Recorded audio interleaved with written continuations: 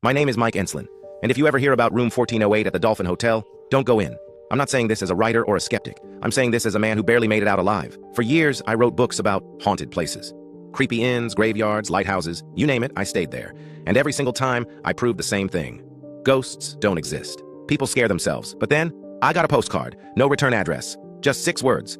Don't enter 1408. I laughed. I thought it was a marketing trick. But something about it, it stuck with me. So I booked the room.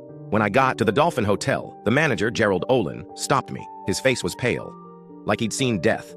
He begged me not to go through with it. He told me about the suicides, the drownings, the man who cut his own throat with glass.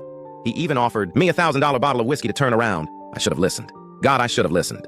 The moment I walked in, the clock radio came alive, all on its own, blasting the Carpenters.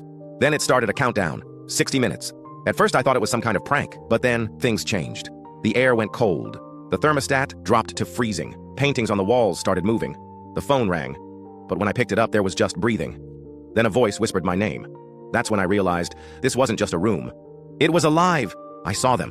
All of them. The people who died there. They appeared for seconds, bloody, broken, screaming, and then vanished. I tried the door. It wouldn't open. I smashed the window, but outside was just more of the same room. I ran into the hallway. But when I looked around, I was still inside 1408. Every escape was a trick. The room was laughing at me. And then, it showed me her.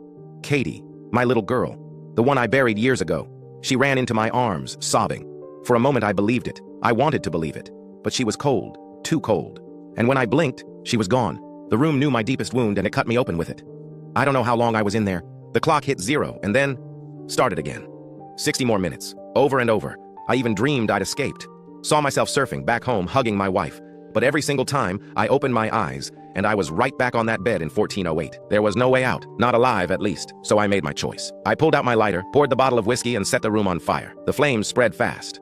I laughed, because for once, the room screamed back. Firefighters dragged me out before it killed me. I thought it was over, but later, when I played back my recorder, I heard her voice, Katie's voice, whispering my name. And in that moment, I knew.